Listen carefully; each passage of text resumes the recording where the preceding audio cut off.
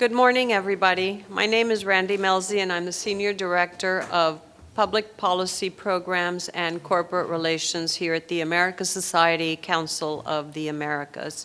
It is my pleasure to welcome members of the ASCOA, special guests, and friends.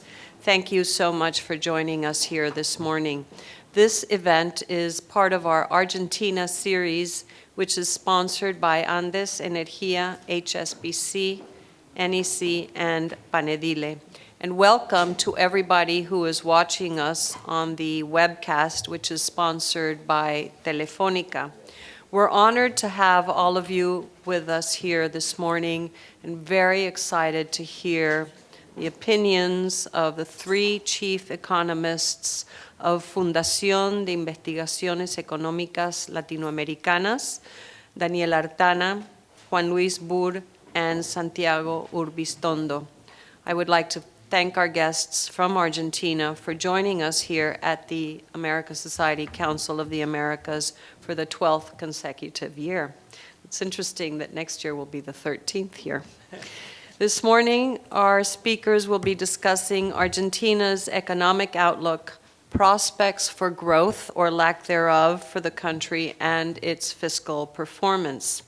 And I guess that the order is that first Juan Luis will talk about the economic slowdown, recession, and inflation, and Santiago will discuss how the subsidies may be unwound, and then finally Daniel will talk about the fiscal outlook. So without further ado, Juan Luis. Now. Thank you very much to the Council for this opportunity for the 12th year, and thank you to all of you. The Argentine economy has been following a decelerating path since the second half of the last year. The economy entered a recession in the last quarter of the year. There was some tradable sectors that showed a previous decelerating path, especially manufacturing and construction. The indexes show that these sectors began the recession by the third quarter of the last year, and in the first quarter of this year, we had some 2% decline of construction and also in manufacturing, 2% relative to the last quarter of the last year. So deceleration has been increasing, and this is not only Brazil, because Brazil has had an impact on the manufacturing sector in the second half of the last year, but Brazilian manufacturing has stabilized in seasonally adjusted terms in the first quarter of the year, while manufacturing production in Argentina has been showing a deepening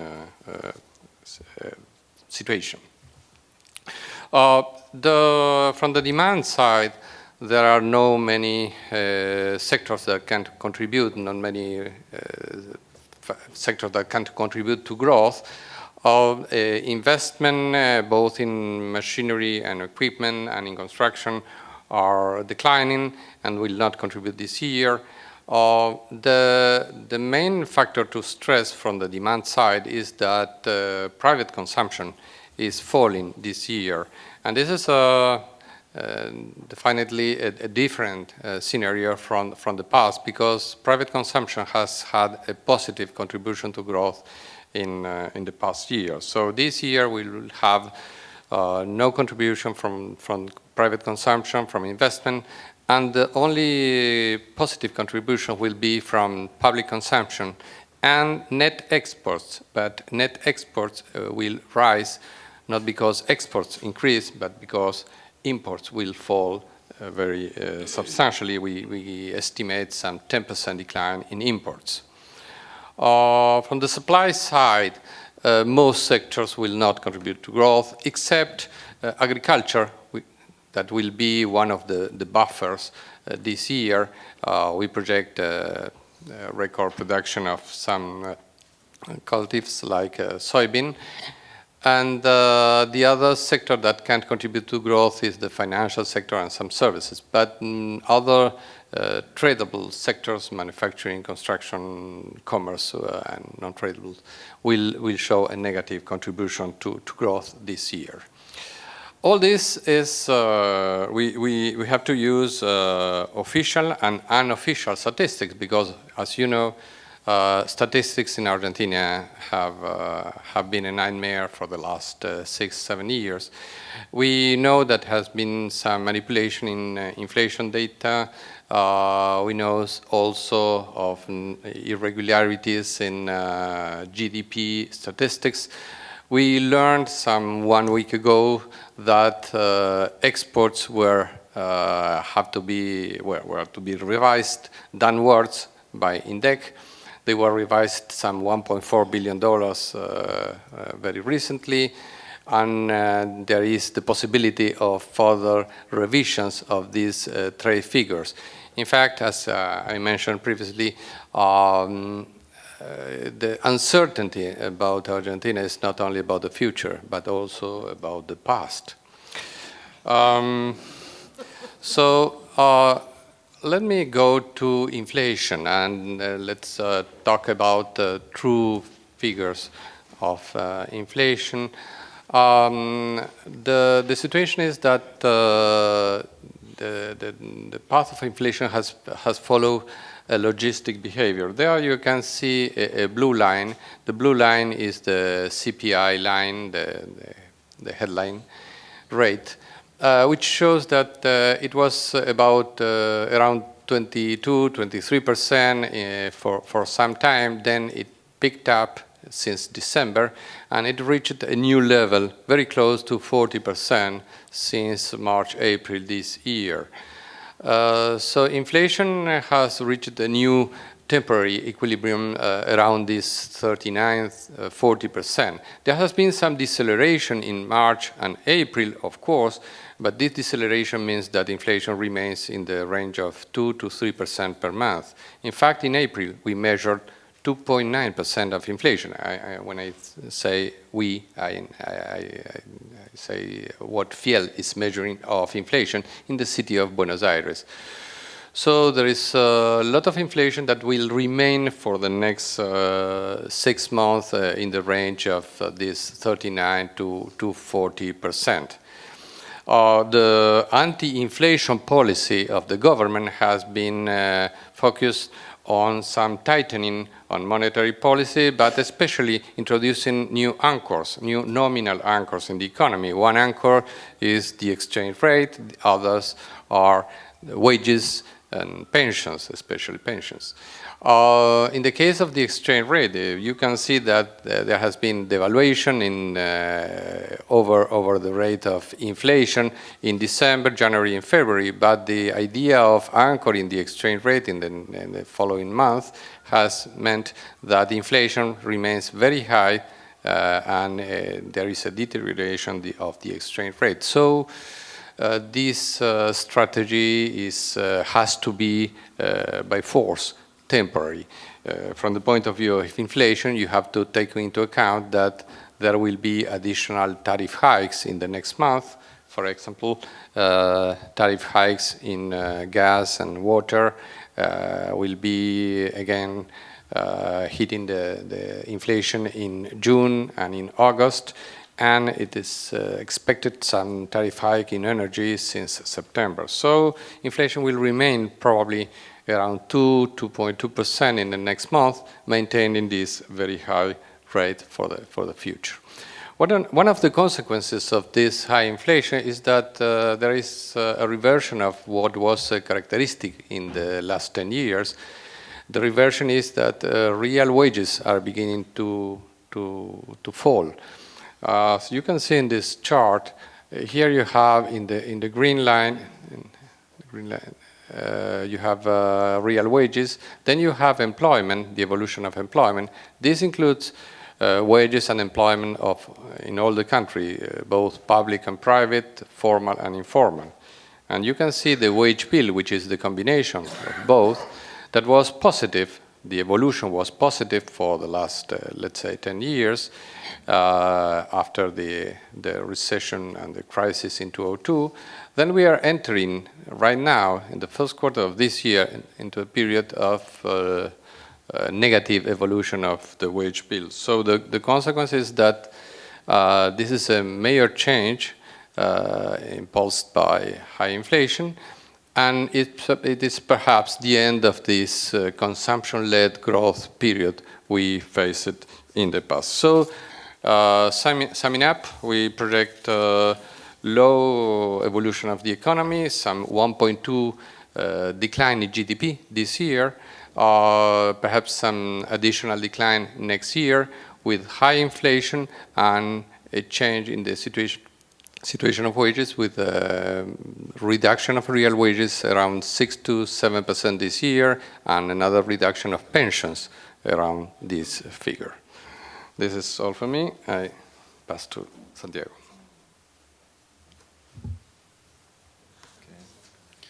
Okay, thank you very much to the Council. And my presentation will give you some updates on latest news regarding regulation of public utilities, particularly in the energy sector and the withdrawal of subsidies. Last year, I tried to convince you, all of you that were here, that over the last decade, since the crisis 2001, the paradigm, regulatory paradigm, changed in a very bad way in Argentina, with some characteristics that you can see there, the confusing public and private roles, price regulations that were freezing well below cost tariffs and in a discriminating way, reaching segments that used to be competitive and that are technologically competitive as upstream production of natural gas.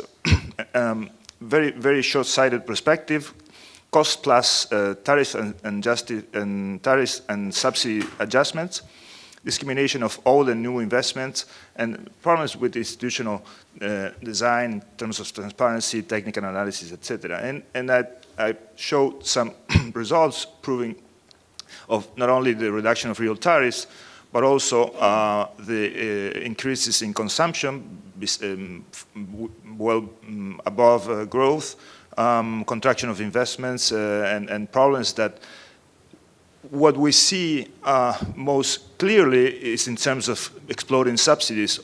Although higher cost services, lower coverage, lower quality, we have gaining new examples every day. In terms of subsidies, the problem was quite stiff, not only since the last few years, since 2005, the freezing of tariffs meant that subsidies are increasing last year up to $22 billion, and about, this side is the percentage of GDP, about 4.5 points of GDP. And it's projected to increase this year from the first 2 months at the rate of 13% in dollar terms. So, and this is basically led by energy subsidies. The CAMESA and the electricity sector and ENARSA public firm are representing subsidies in 3/4 of total, basically.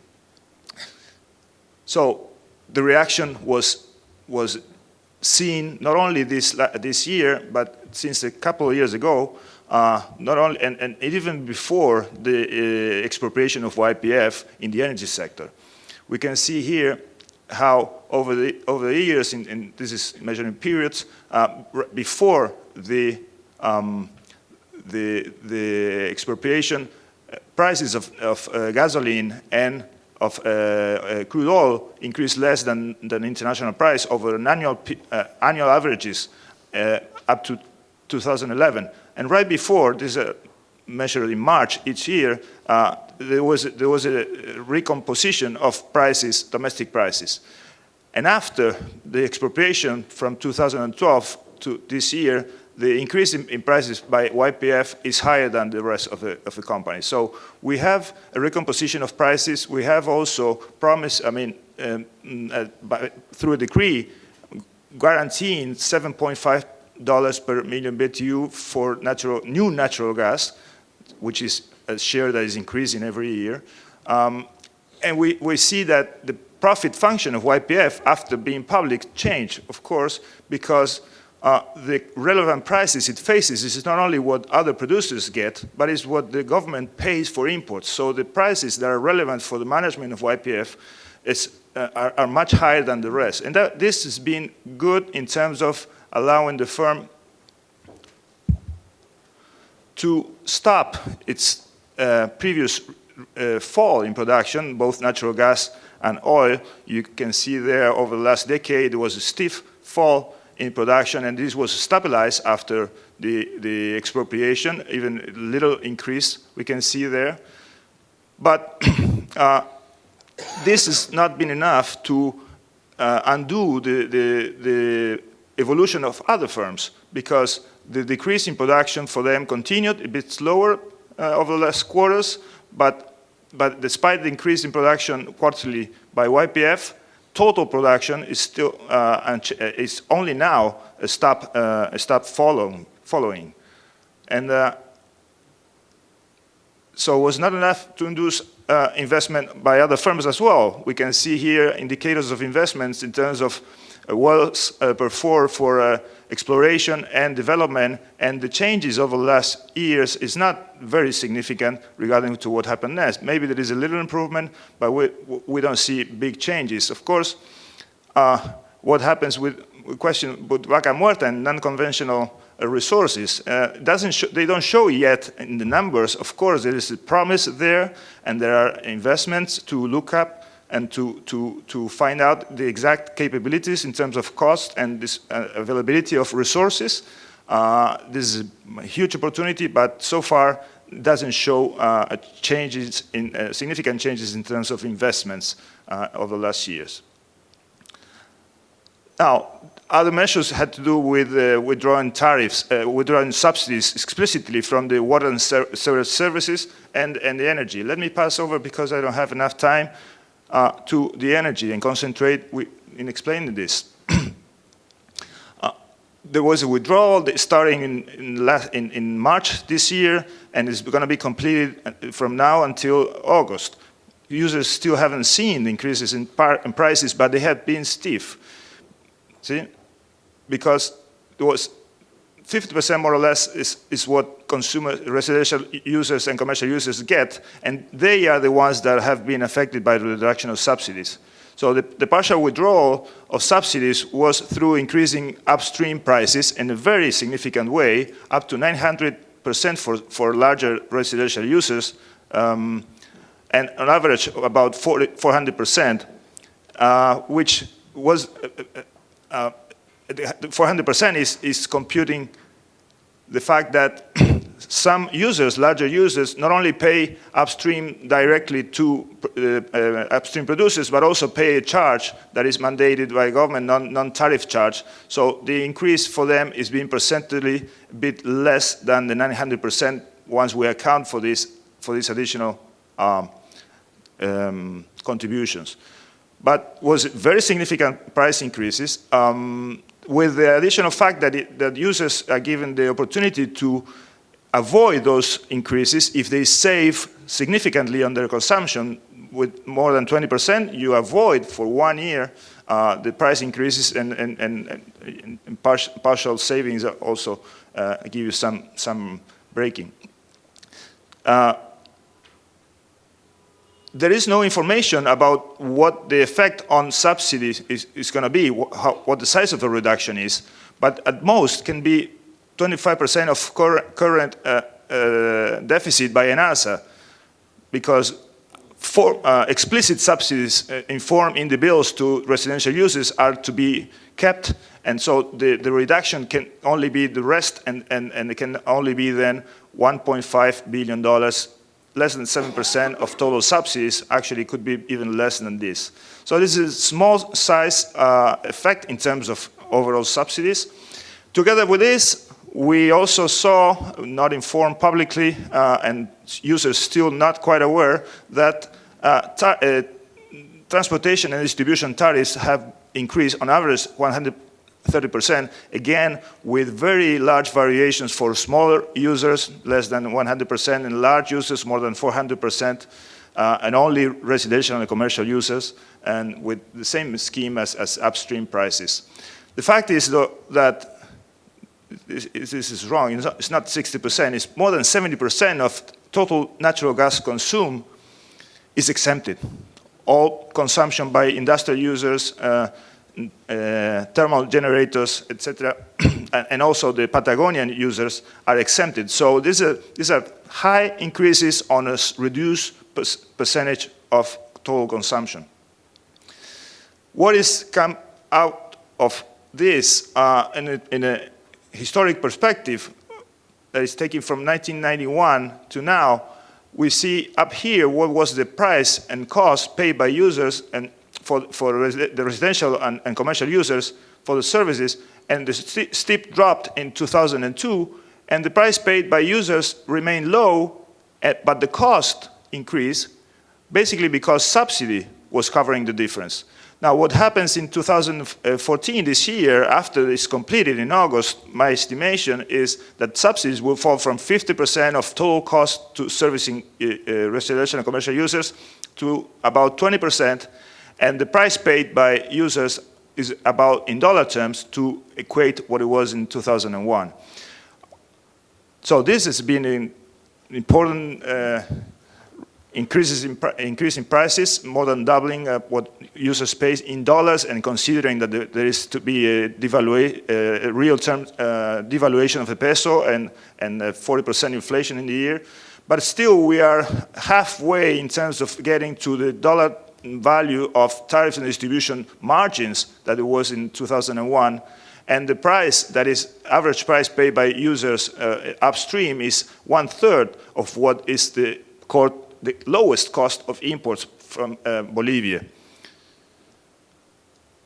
In conclusion, the government finally recognized the inconsistency of its policy, but only because it was fiscally inconsistent, not because of the cost that it's causing.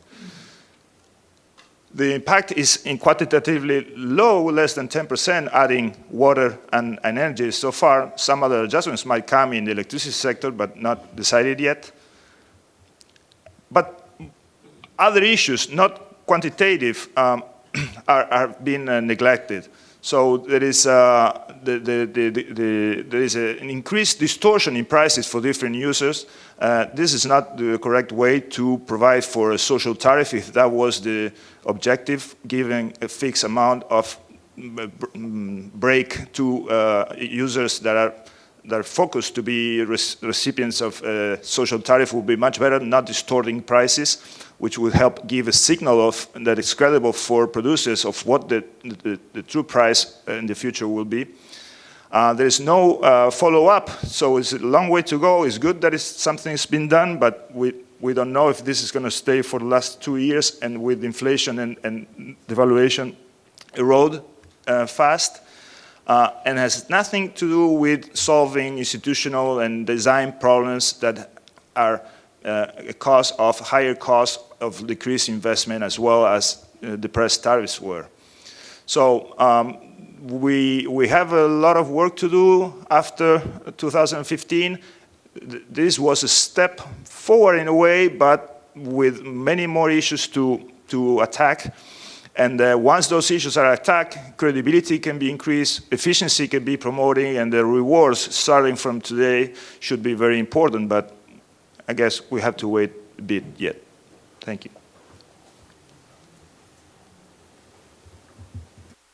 Okay, well, thank you. Well, thank you for inviting us for the 12th consecutive year, Randy, and it's my pleasure to be here. What I will try to do is review, fiscal policy and also the relationship between fiscal policy and monetary policy. At the end of 2013, there were some economic problems that were evident to most analysts in Argentina. There was a high fiscal deficit, financed with money emission and the use of central bank reserves. That was one of the factors that explained why inflation was so high in Argentina. The peso was too strong in real terms, so it was expensive in dollar terms. There were pervasive distortions of relative prices. Santiago has just addressed one of the distortions with very cheap prices of energy, and water and other things. And there was also some controls fatigue, meaning by that the government, for example, tightened controls on exchange rate transactions in November 2011. For a while, those controls work, but you know that when you use controls as your only instrument to try to achieve some economic objectives, in the end, controls alone cannot deliver the job and complicated the evolution of the economy substantially. Let me show you some figures about this. This is the evolution of gross reserves of the financial system in Argentina, including the central bank. The blue line, the orange line subtract from that the reserve requirements or any deposit that the banks have in the central bank. So this is the best estimate of how much the central bank has in terms of net reserves. And you see that both lines showed a dramatic decline in reserves during 2013. So the position of reserve was relatively fragile, and that was one of the factors, in my view, that forced the government to depreciate the peso, to tighten monetary policy, and announce something that we will discuss in a minute about fiscal policy. The second thing is that Argentina, as I mentioned before, this is the peso in the way we measure in Latin America, different currencies adjusted by US inflation and each country's CPI. In the case of Argentina, which is the blue line, is our estimate of the CPI. Here, Argentina was very cheap in dollar terms, so this is not saying that we have back to, it was an equilibrium level. But in any case, the Argentine peso was the currency that strengthened the most in the region compared to the end of 2006. And in particular, we were appreciating at the same path as the Brazilian real, but since mid-2011, the Brazilian real started to depreciate in real terms, and we continue appreciating. And this is the effect of the devaluation of January. And this is what inflation is eroding of the devaluation of January, as Juan Luis mentioned. You know, in Argentina, the nominal changes are very high, but you have to look at the real changes. 23 depreciation is a substantial number for any country, but in the case of Argentina, that's been eroded at a pace of 2+ per month from now on. So clearly, the government addressed to some extent that Argentina was very expensive in dollar terms at some point in time here, okay?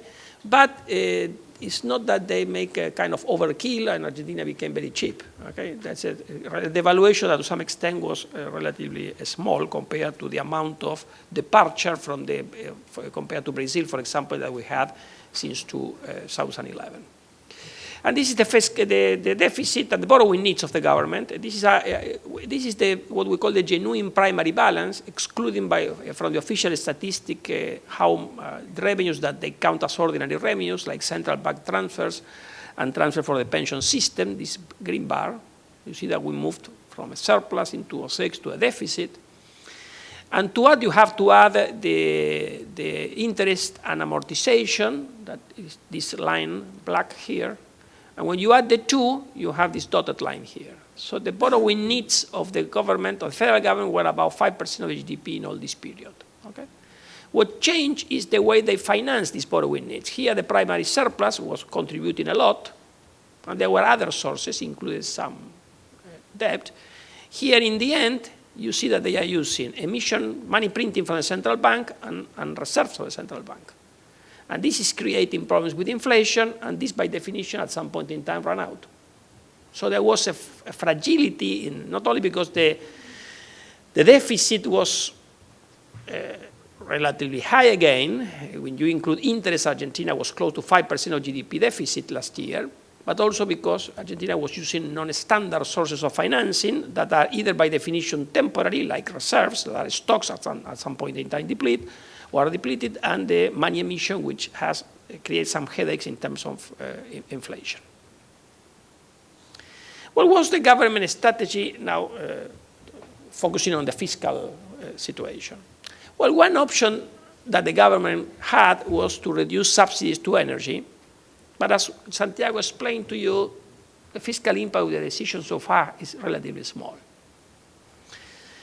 Another option would have been to reduce transfer to the provinces, given that there are a lot of discretionary transfers, about 2% of GDP. But with the wage hikes already agreed by the provinces, the provinces already are they are themselves coming back to deficit, and so there is a limited room for the federal government to reduce those transfers substantially. There is some room in terms of reduction of public investment because this year is not going to be an election, a year of election, but basically what the government seems to be doing in terms to reduce the impact of the recession on tax collections that will aggravate the deficit is to rely on a reduction of pensions and wages in real terms. This is bad, but this is what's happening.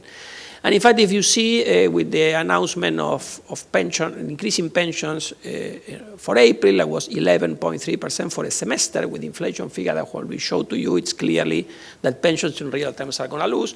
And there is also some reduction of wages in real terms for the public sector, for the public employees, as what we already showed for the overall employees of the economy.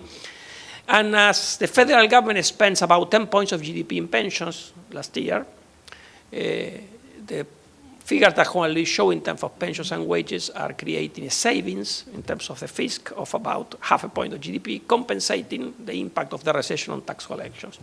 The reduction of wages in real terms is more relevant for the provincial finance. I'm not saying that we agree with this. We are just telling what is apparently the way the government is trying to maintain the same deficit this year than the one that they had last year.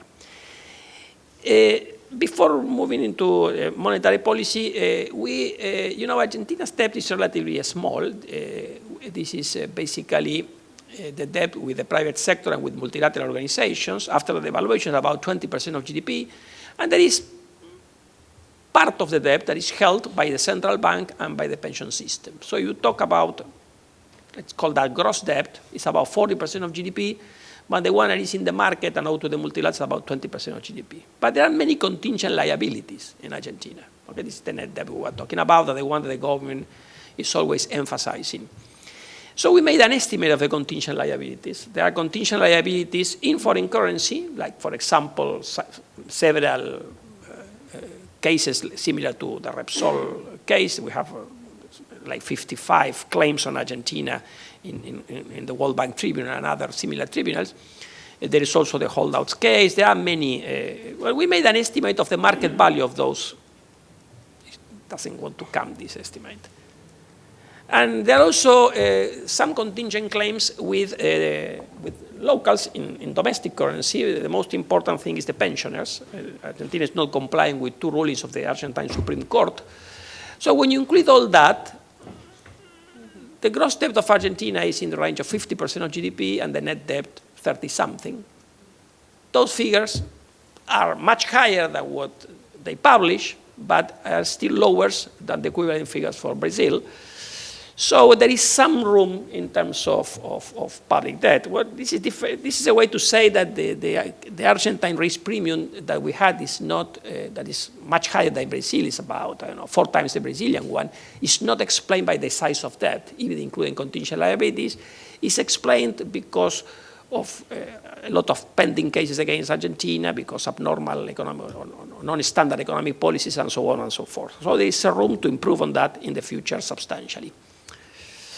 Well, which is the impact of, if the government is able to maintain the primary deficit as a fraction of GDP in the same level of that year, is that consistent with monetary policy and with the inflation that Juan Luis was already talking about in the range of 40% for this year?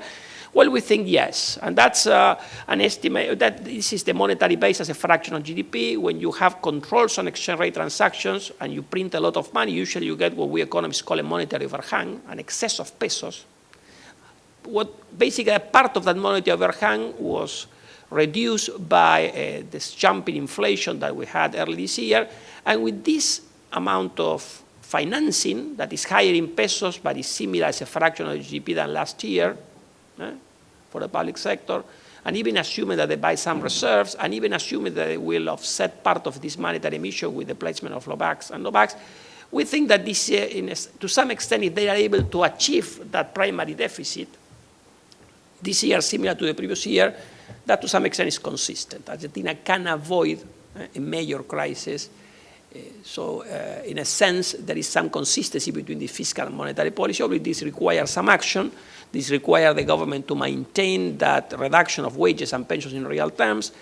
But you don't see in front of us a major crisis. And that, we think, is the most likely scenario for next year, although next year many things may happen from now to to the end of Cristina's term. But let me move now to mention some things that may provide some relief to the economy. We know that we are forecasting a recession of about 1% and 40% inflation. Obviously, there is an agreement with the Paris Club that may relax the external constraint of Argentina a little bit. If there is an investment boom in non-conventional natural gas and oil, that will relax the external constraint of Argentina. If the government, federal or provincial governments or the private sector can issue new loans in foreign currency, that will relax external constraint of Argentina. We think that there might be something of this in any of these three categories, but not enough to change that outlook that Juan Luis already described to you. Obviously, there are some additional, some risk. One is that the government may commit more mistakes. That's something that happened in our view in the recent past. So in my view, is the most challenging thing, that they are able, for example, to maintain that adjustment, fragile adjustment in the fiscal accounts, that they do not get in line with the 8 pesos per dollar. There are many things that they can commit some mistakes down the road. Another thing that seems, again, not to be what's going to happen is that there might be a sizable decline in reserves, additional one to the one we already observed, that frighten depositors. We don't think that's going to be the case, but obviously that's already there. And the final thing is that if the U.S. Supreme Court rejects the case, the Argentina's appeals on the holdout case, that may create some turbulences, short-term turbulences, and that may affect the economy negatively. So basically, before using these 2 or 3 last slides to talk about the opportunities for after 2015, let me sum up what we think is the most likely scenario: -1 real growth for this year, 40% inflation. Next year, something similar, might be slightly better if we get some money from abroad as an economy. It might be slightly worse if there are more mistakes down the road, or Argentina, or if the government basically messes up with the economic decisions. Well, one opportunity that many people is already talking, and we think there is an opportunity, is obviously Argentina has a large amount of resources in terms of non-conventional gas and oil. Obviously, for that to be positive for the economy, that needs an adequate contractual regime that basically balances the investor needs with the government needs. Okay, and we don't have that still in the country, but that's something that can be worked on by the next administration. The other thing, which I think is very important, is getting back to normal. Argentina was very abnormal. As I mentioned before, our country's premium is 4 times the Brazilian one, even though we don't have much worse macroeconomic readings, with the exception of inflation, than Brazil. Okay. Another thing is that, well, Argentina, let me show you some examples. This is investment as a fraction of GDP. You have China there, Peru, Colombia, and Chile, and then the group of low investment countries in the region: Argentina here, Brazil, below Argentina, Mexico, with some rebound in Mexico. Well, these countries, besides doing better economic policies, they took full advantage of their availability of mining and energy. Well, to some extent, you can say that Argentina, if we exploit the non-conventional thing properly, we can get something of this, and we can have some recovery in investment as a fraction of GDP. That, again, requires an adequate contractual framework that we don't have yet, okay? The other thing, and with this I finish, is this is a measure of the World Economic Forum Global Competitiveness Index. As you know well, that is a summary of 12 pillars. Each pillar in terms has a lot of definitions, but the important thing, just to make it simple, is Argentina is in the position 104. Ranks slightly below Nicaragua and Bolivia, slightly better than Dominican Republic and Honduras. So getting back to normal is not that we're going to be number 1, which is Switzerland or Singapore, depending on the year. It's not that we dream to be like Chile, that was 34, the best in the region. Let's back to the average of Brazil, Chile, Colombia, Mexico, Peru, and Uruguay, which is position number 60.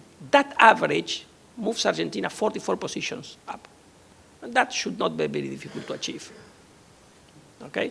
Again, this includes regulation, tax burden, many things. In some areas, Argentina is worse than the other, but obviously a new administration has the possibility of getting back to normal, and I think that may provide a positive upside for the next administration. But that will require, in my view, that they also deliver something on the fiscal front upfront. The fiscal front upfront. It's not that we can live for many years with a fiscal deficit in the range of 5% of GDP and assume that we will be able to finance that by issuing debt. There is a need to reduce the fiscal deficit, to improve the quality of regulations, to improve the quality of the institution. And if we are able to do that, we may have a better future compared to the recent past. Thank you very much. Thank you very much. And with that, I open the floor for questions. If you have a question, please identify yourself and use the microphone. Thank you. Thank you. My name is Michael Barris. I'm a reporter with China Daily, USA in New York. I don't know which gentleman should take the question. Perhaps it's Mr. Artana, I'm not sure. But Argentina has said that it wants to strengthen ties with China, particularly in foreign direct investment. So how would the prospect of greater FDI from China affect the economic outlook for Argentina, and how important would it be in your own terms? And can you give me any ideas of what specific fields, if anything, might be affected by FDI with China? Well, first, overall FDI, regardless if it comes from China or from any other country, has been relatively low in Argentina with this administration. The Chinese have been doing already some things. They have been investing in the banking industry. They have been investing in buying some land. And they have some interest in energy. And the government sent two very important ministries, the Ministry of Planning and the Ministry of Economy, to China in trying to get some financing, and apparently that's going to happen for the building of two energy units in the south. Okay, but those units have been auctioned, and there might be some money to finance the building of those units. Maybe some this year, and probably a lot next year and the following. But that's, in terms of the macroeconomic picture of Argentina, it's helpful, but it's not moving what we think is the most likely scenario. You are talking about $2-3 billion, and that's in installments. It's not all this year. Okay. So basically, any FDI that complies with the rules is positive for the economy, but I don't think that in the short term we will change our outlook because of Chinese investment or any other country's investment in Argentina in the short term. In a long period of time, with a longer span, that might be different. Arturo. Hi, good morning. I'm Arturo Porsekansky with American University, and thank you for your presentation. So the trend in international reserves was clearly unsustainable, and they ended up doing a very orthodox thing, devaluing and tightening monetary policy, and that worked, at least for a while.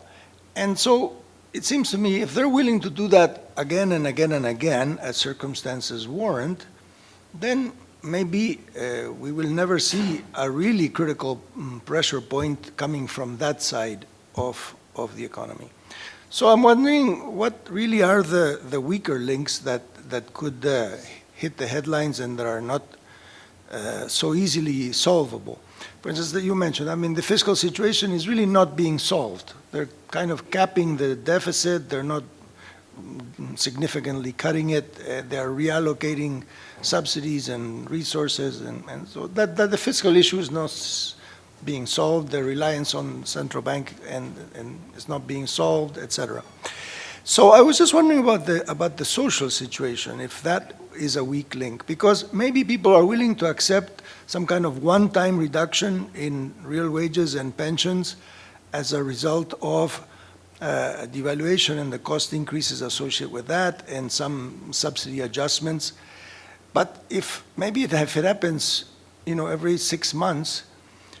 Between now and the handover of power is 18 months. So let's say there's, 2, 3 other drop downs. Is that a realistic weak link, or are there other things that really we should be watching for? Well, so far you didn't see much social unrest, no? Because we already passed the worst weeks of the adjustment. Because now what you have is that the people will start getting the wage hikes in nominal terms and the pension hikes in nominal terms. And for this month, if you look at only this month, the pension hike or the wage hikes are much higher than the inflation that we are seeing. So the worst is in the past. We already had that in February, March, and depending on the timing of the wage negotiations, also in April. So the question is more related to how many times the government needs to repeat this to balance the books. And that will depend, I would say, for this year, we are forecasting, or assuming, not forecasting, assuming that something similar will need to happen in September. I mentioned September because it's the date where they will set the new pension hikes for the next semester. In wages, it depends, okay, there are different dates. And from then on, I don't think that there is a need to do other reductions in real terms unless we have a bad outlook in terms of the soybean price next year that we don't know yet. So I think that you can have, with the tightening that you see, we have seen, and the one that we will see in September, that may be enough from a fiscal perspective, not to reduce the deficit, to maintain the deficit and avoid more dependence on the central bank that will create more problems in the inflation front. Okay? But we will have to see. There are some doubts for 2015 regarding international prices, the Brazilian currency, and so on and so forth. You can expect Brazil to be slightly better next year than this. You probably can project that the soybean price is going to be worse next year than this one. Okay. We're going to take. Thank you. My name is Juan Navarro-Staikos. I work at the New York Federal Reserve. You mentioned some potential upside surprises that Argentina could happen if there's an agreement with the Paris Club, some potential negative surprises as well if the government keeps messing with the economy. I'm interested in your outlook for how the international sphere affects your potential for a positive or negative surprise in Argentina. We're seeing some good news coming out of the US and more recently in the Eurozone. How does that affect your outlook for Argentina? And maybe more importantly, we've seen some negative surprises come out of China in recent months. China is a very important trading partner for Argentina, especially when it comes to soybean exports. How does that affect your balance of risks looking at the next one or 2 years? Do you think that there's more positive surprises in the international outlook, or are there more negative surprises? Thank you.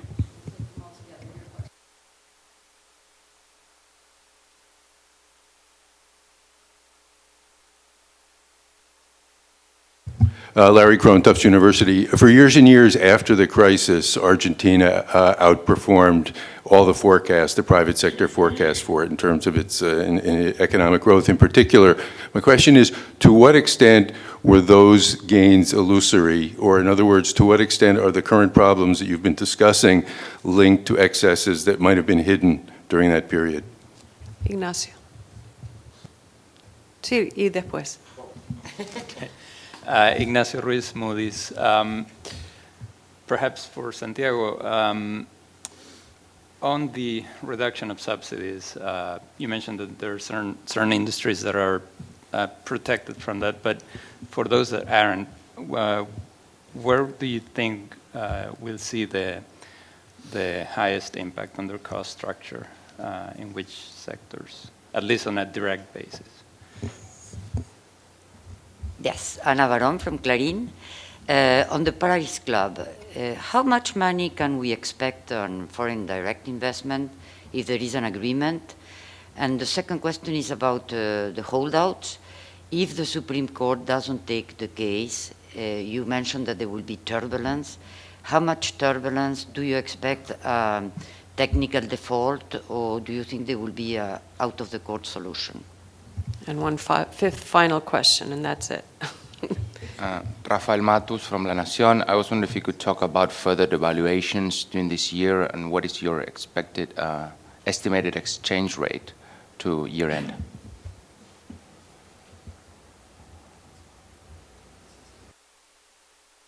Okay. Well, all industries have been exempted from natural gas price increases. We still don't know what's coming next. It's about to finish negotiation between the federal government with the provinces regarding electricity hikes. They're negotiating this convergence things that is distributing money for public works on electricity sector in exchange for the provinces not to raise the final tariffs despite some adjustment. And we don't know if that's going to extend beyond residential or commercial users or not.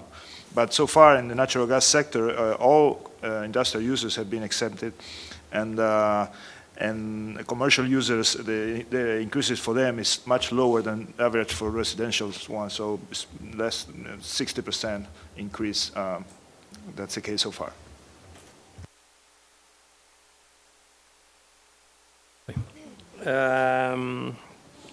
Well, let's try to go in. Obviously, if there are problems in China, that will be bad for Argentina, and that's the direct channel is through the price of soybean. No? And I mentioned that in one previous question.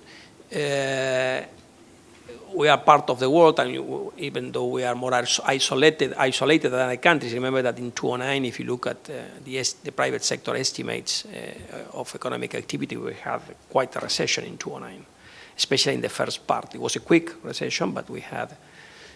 So I would say that the most important risk for Argentina would be a problem in China with the offshore banking and other things that may derail the Chinese economy, but that will affect all countries in the region.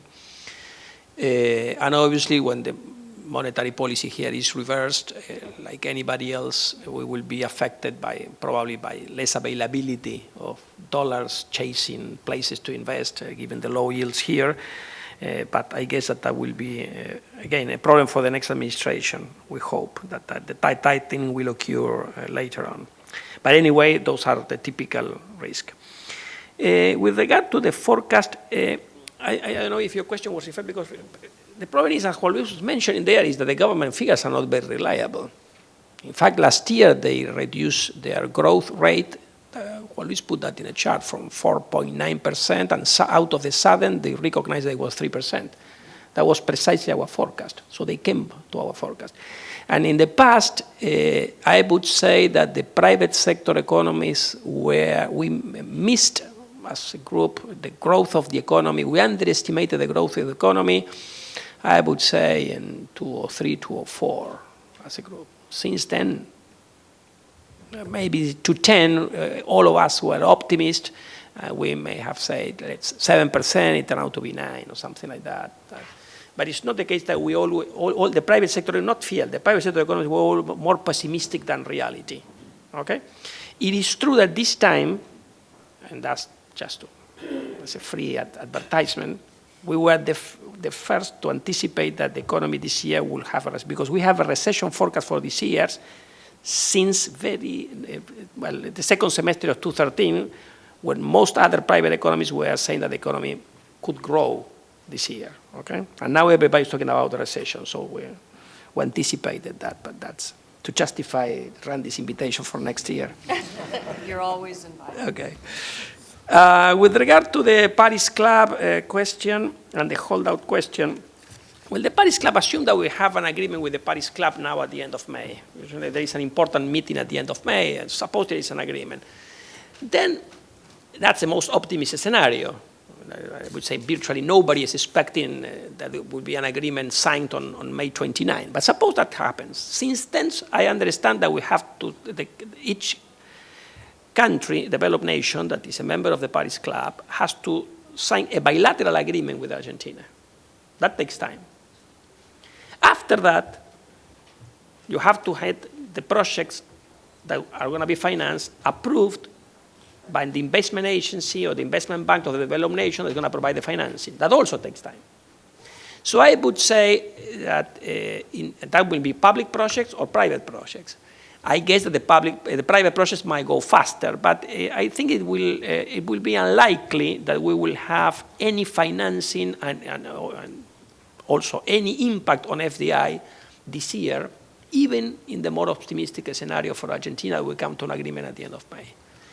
But in any case, it will be very positive to have an agreement, because I don't care what happens to the rest of the year. What I think is that we have a problem with the Paris Club. It's not normal that we have debt in arrears with the Paris Club.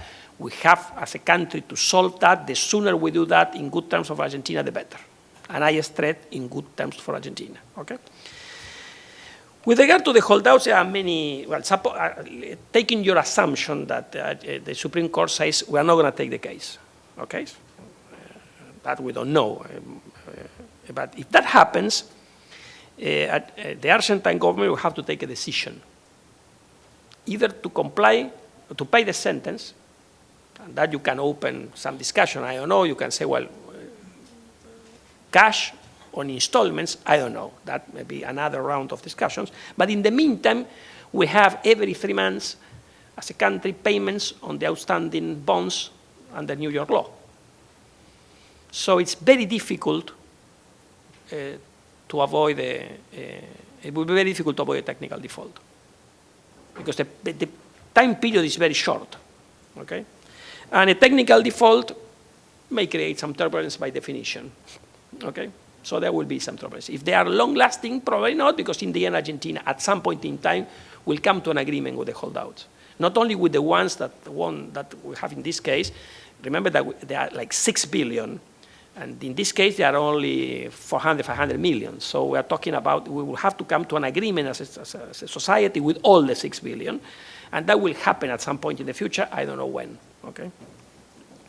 And in terms of the question of the nominal exchange rate, we think it will be prudent and consistent with that scenario we had there, that the government depreciates the peso gradually.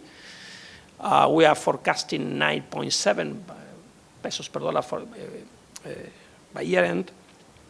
But the question is, that's a forecast. The government may decide to do otherwise. What we can elaborate a little bit is what happens if they get in love with the 8 pesos per dollar.